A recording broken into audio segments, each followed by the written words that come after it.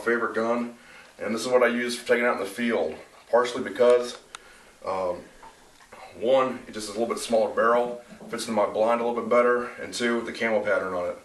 My other gun, which I use in the swamp, is my Mossberg 835 pump action. I like taking pump actions out into the swamp opposed to an auto loader. In case you drop it in the water, it's a little bit easier to clear things out. Also, if you're hunting out there where there's ice, you don't want your action freezing up, so you can always clear it.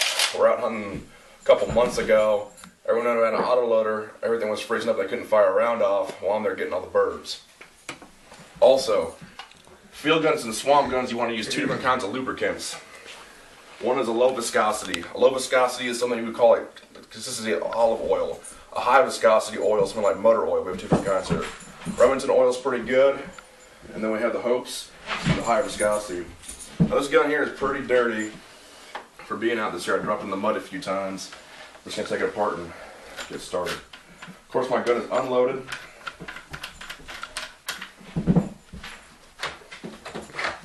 Some people like to use board snakes. I use them too.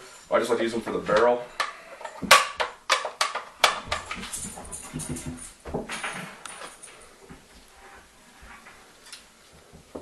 Clean the bore on this gun's pretty easy. Now we have two different kinds of cleaner here. It's got break free. It's a great cleaner you can get at Walmart for about $5. I always like to remove my choke tubes.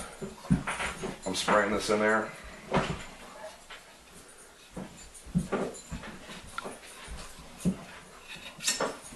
Alright, choke tubes out.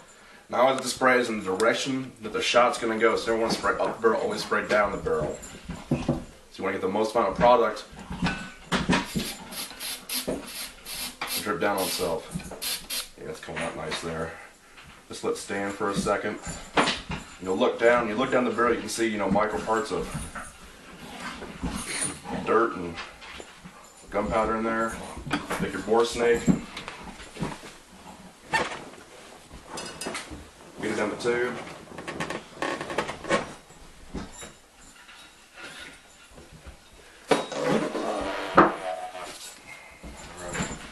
We got a lot of product out of here now. Another thing I like to use, I use it for my muzzle loading guns. It's called Bore Blaster. It's a foaming action cleaner. It has to sit for about an hour, but it does a really great job. And you know that if you don't have, Bore Blaster or Break Free, one of the two is great. This is for a time sitter, but it's great to use at the end of the season. It's going to protect your barrel, and it's going to coat it for the next season to come. All you got to do is just stick it in here and give it a little spray, and it's going to foam up real nice. Alright, but it's the end of the season. You got an hour to waste on a Sunday afternoon. You can watch some football or something. Now we're just going to quickly just run a swab through it. Should be pretty clean. The Flash is a real great product I like.